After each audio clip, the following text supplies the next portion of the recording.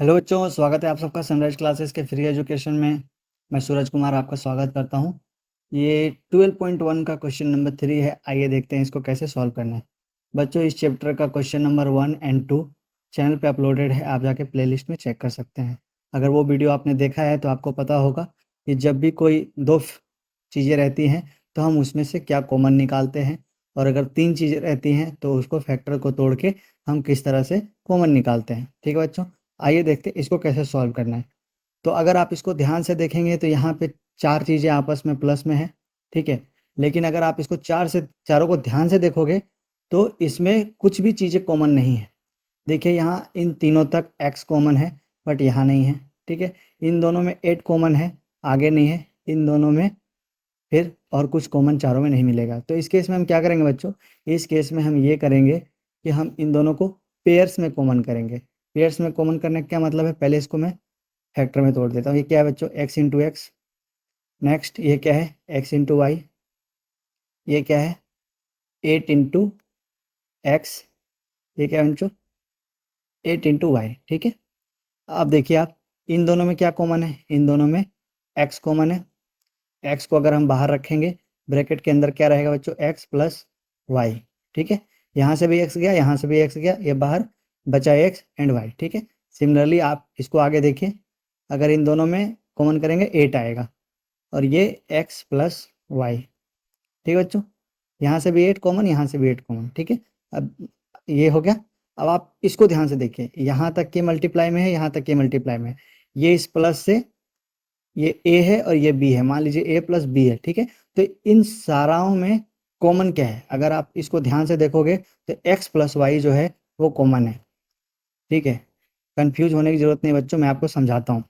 देखिए आप यहाँ से अगर यहाँ तक देखेंगे तो आप क्या देख पा रहे हैं, x कॉमन है, ठीक है। तो इसका x और इसका y, ये आप ऐसे लिखते हैं, ठीक है। तो आप यहाँ से यहाँ तक अगर आप कुछ देख पाओ, मान लो ये x प्लस वाई a है, ठीक है। तो आप इसको a मान लो, तो दोनों में क्या कॉमन हो जाएगा, a कॉमन हो जाएगा। तो मैं बस उसी a को बाहर निकाला हूं, ऐसे आप मान लो, ठीक है। तो अब क्या बचा बच्चों, अब बचा ये x और यहाँ बचा 8। समझ में आ रहा है आप लोगों को, कोई कंफ्यूजन है यहाँ तक आप लोगों को। जैसे हमने इन दोनों में कॉमन लिया ये आया, इन दोनों में कॉमन लिया ये आया। अब ये आप x प्लस वाई पूरा का ही कुछ मान लो, आप इसको मैं a मान लेता हूँ या b मान लेता हूँ, कुछ भी मान लो आप। तो इन दोनों में a तो कॉमन हो गया ना बच्चों, ये x a 8a ऐसे कॉमन हो गया। तो मैं इन दोनों में जो भी कॉमन है उसको कॉमन ले लिया, और जो बचा उसको ब्रैकेट में लिख दिया, ठीक है बच्चों। इसमें बचा x तो मैंने x, इसमें बचा 8 तो इसको 8, इन दोनों कॉमन में लिख लिया, ठीक है बच्चों। समझ में आ गया आप लोग को, नहीं समझ में आया तो आप इसको फिर से देखिए, समझ में आएगा आपको, ठीक है। चलते हैं नेक्स्ट क्वेश्चन की तरफ। नेक्स्ट क्वेश्चन भी सिमिलरली है बच्चों, चारों में कुछ भी पेयर नहीं है तो हम यहाँ पेयर्स में कॉमन फैक्टर निकालेंगे। चलिए इसको क्या लिख सकते हैं, 3 into 5 into X into Y. इसको क्या लिख सकते हैं, 2 इंटू 3 इंटू एक्स। इसको क्या लिख सकते हैं, 5 इंटू वाई। और इसको क्या लिख सकते हैं, इसको सिर्फ 2 ही रहने देते हैं, ठीक है। अब इन दोनों को पेयर में कीजिए, इन दोनों को पेयर में करेंगे, इन दोनों को पेयर में करेंगे, ठीक है। इन दोनों में आपको क्या दिखाई दे रहा है, 3। इन दोनों में 3 कॉमन है, 3 को बाहर रख लेते हैं। एक्स कॉमन है, एक्स को बाहर रख लेते हैं। अब क्या बचा बच्चों, 3 और एक्स को आपने कॉमन ले लिया, क्या बचा 5y, 5 इंटू वाई, ठीक है। इसमें क्या बचा, आपने 3 ले लिया और एक्स ले लिया, क्या बचा -2, ठीक है। अब देखिए यहाँ से यहाँ तक इन दोनों में, ये जो है इन दोनों में कुछ भी कॉमन नहीं है। तो क्या है बच्चों, 5y को आप 1 से गुना करो और 2 को 1 से गुना करो, दोनों को करोगे तो दोनों का वैल्यू सेम ही रहेगा, राइट। तो अभी हम क्या है, दोनों में एक कॉमन है, तो अभी मैं 1 कॉमन ले लेता हूँ और इसको ब्रैकेट में वैसे का वैसे रख देता हूँ। समझ में आ गया, जिसमें कुछ भी नहीं मिलता है कॉमन, उसमें 1 तो रहेगा ही रहेगा, ठीक है। अभी ये देखिए, जैसे इसमें समझाया, जो आपस में एक जैसा दिख रहा है आप इसको पूरा को ही आप कॉमन मान सकते हो, 5y माइनस 2, ठीक है। इसमें ये भी कॉमन है, इसमें भी कॉमन है, ये लिख लिया, ये 5y हो जाएगा बच्चों, ठीक है। कंफ्यूजन की जरूरत नहीं है। अब इसमें क्या बचा, 3x, ठीक है। इसमें क्या बचा, 1। तो आपका ये आंसर हो गया, ठीक है। ये आपका बुक में हो सकता है बच्चों ऐसे दिया हो, 3x प्लस 1 5y माइनस 2, ठीक है। मतलब दोनों का सेम ही आगे पीछे लिखा हुआ है। आप 2 × 3 लिखो या 3 × 2 लिखो, दोनों का आंसर 6 ही आएगा। ठीक है, तो अगर किसी का आगे पीछे आ गया आंसर तो कंफ्यूज होने की ज़रूरत नहीं है, हड़बड़ाने की ज़रूरत नहीं है कि मेरा आंसर नहीं आया है। ठीक है बच्चों, चलते हैं नेक्स्ट क्वेश्चन की तरफ। बच्चों ये चलिए 3 का कैसे सॉल्व करना है। सिमिलरली हम इसको फैक्टर में, मल्टीप्लाई में लिख लेंगे। a×x plus b×x minus a×y minus b×y। ठीक है बच्चों, समझ में आ गया। अब देखिए पेयर में देखिए क्या क्या कॉमन है। इन दोनों में क्या कॉमन है बच्चों, x, तो यहाँ a बचेगा और इसमें b बचेगा। ठीक है, नेक्स्ट इन दोनों में क्या कॉमन है, y, यहाँ क्या बचेगा, a। अब देखिए बच्चों यहाँ पे माइनस a नहीं बचेगा क्योंकि माइनस पहले से कॉमन है बाहर, तो यहाँ वाला माइनस और यहाँ वाला प्लस, इन दोनों को गुना करेंगे तभी माइनस ay होगा। ठीक है, अब इसमें क्या बचेगा बच्चों, इसमें बचेगा प्लस b। अब प्लस बी कैसे बचेगा आप ध्यान से समझिए, क्योंकि इन दोनों का भी माइनस जो है वो y के साथ बाहर आ गया है, तो यहाँ क्या आ गया है माइनस वाई, तो ये प्लस वाई बचेगा, प्लस बी बचेगा यहाँ पे। ठीक है, समझ में आ रहा है। आप इसको, अगर आप इसको ऐसे समझो कि ये माइनस बी इंटू वाई है, तो ये हो जाएगा माइनस बी वाई। हाँ, और अगर आप इसको सोचो माइनस वाई इंटू बी है, तो ये भी हो जाएगा बच्चों माइनस बी वाई। ठीक है, गुना करने से सेम ही होगा। तो जब हम इसको y को बाहर निकाल देंगे तो क्या बचेगा, प्लस में b बचेगा, तो यही आपका प्लस में b है।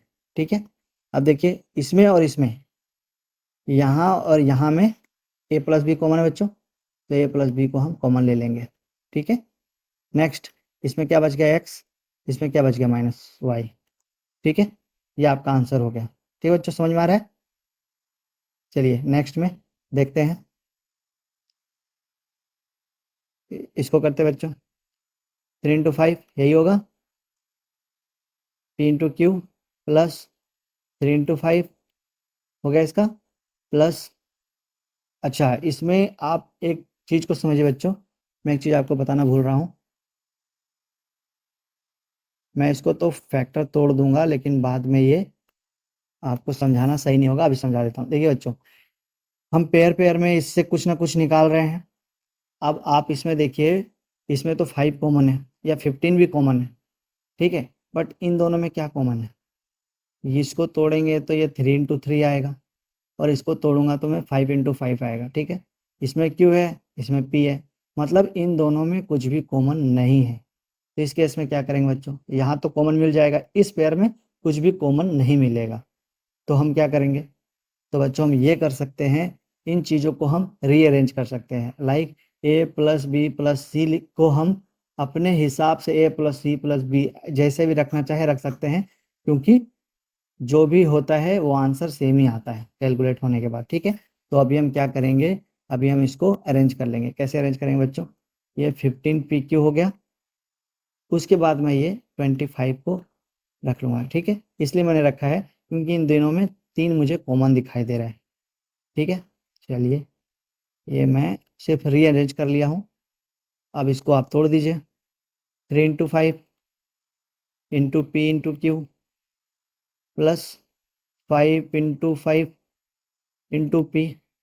ठीक है, नेक्स्ट वाले में क्या आएगा बच्चों, ये ओनली 15 है तो 3 × 5, 3 × 5 = 15 प्लस 3 × 3 × Q। ठीक है, अब आप इसमें पेयर में जो भी कॉमन आएगा उसको आप बाहर कर सकते हैं। 3 × 5, इसमें 5 और 5 सिर्फ कॉमन हो रहा है, तो मैं 5 लिख लूँगा। इसमें P है, इसमें भी P है, P लिख लीजिए। बचा क्या 3, और यहाँ क्या बचा Q, यहाँ क्या बचा 5। ठीक है, ओनली 5, ये 5 के तो बाहर आ गया, ओनली 5। ठीक है, नेक्स्ट इसमें देखिए, इसमें 3 कॉमन आ रहा है, ये 5 हो गया, इसमें सिर्फ 3 ही निकला है, तो ये 3 × Q। ठीक है, अब इसको मल्टीप्लाई कर लीजिए, 5P 3Q plus 5 plus 3 5 plus 3Q। ठीक है, अब आप इसको ध्यान से देखिए बच्चों, आपको ये और ये एक ही दिखाई दे रहा है, ये एग्जैक्टली एक ही है। ठीक है, ये उल्टा लिखा हुआ है, मीन्स 2 + 5 2 + 3 5 या 3 + 2 5। ठीक है, कोई आंसर में अंतर नहीं होगा, तो हम इसको रीअरेंज कर लेंगे। ठीक है, कैसे रीअरेंज करेंगे बच्चों, 3 क्यूब प्लस 5 है, इसको ऐसे ही रहने देता हूँ मैं। ये 3 क्यूब को मैं आगे ले आऊँगा, प्लस 5 को इधर लेके चला जाऊँगा, इसको फ्लिप कर देंगे, ठीक है। अब ये दोनों बिल्कुल ये हूबहू एक जैसा लग रहा है, तो हम इसको कॉमन ले लेंगे। ठीक है बच्चों, बचा क्या 5p और इसमें बचा 3, ठीक है। ये पूरा का पूरा यहाँ कॉमन चला गया, तो ये दोनों प्लस में हो गया। ठीक है बच्चों, आई होप समझ में आया होगा आपको, समझ में आ रहा है। ठीक है, चलते हैं नेक्स्ट की तरफ।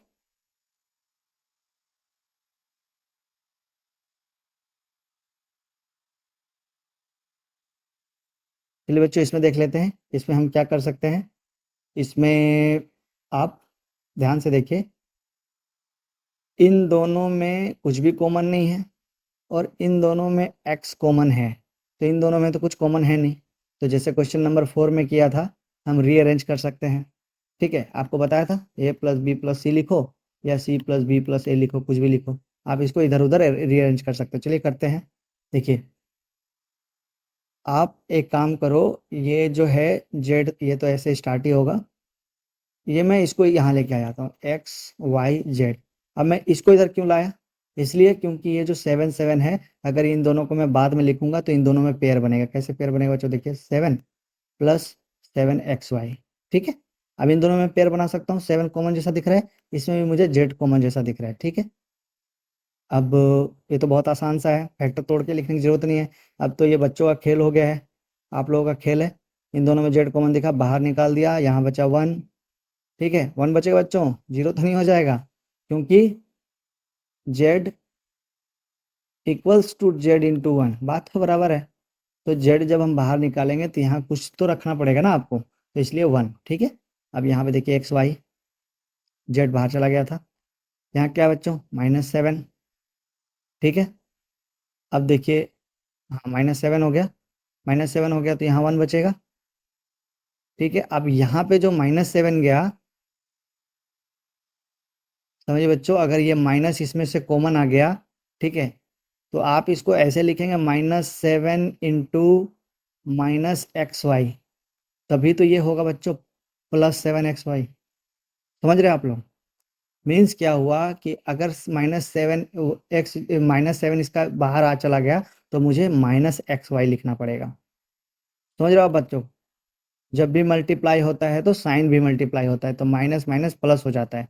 तो ये पहले से +7xy है, ठीक है, तो ये इस फॉर्म में टूटेगा, तो यहाँ पे ये बचेगा माइनस में। ठीक है बच्चों, अब देखिए ध्यान से, ये दोनों कॉमन है, तो इन दोनों को मैं कॉमन बाहर रख लूँगा, मतलब कॉमन ले लूँगा, और जो बचेगा उसको ब्रैकेट के अंदर z -7।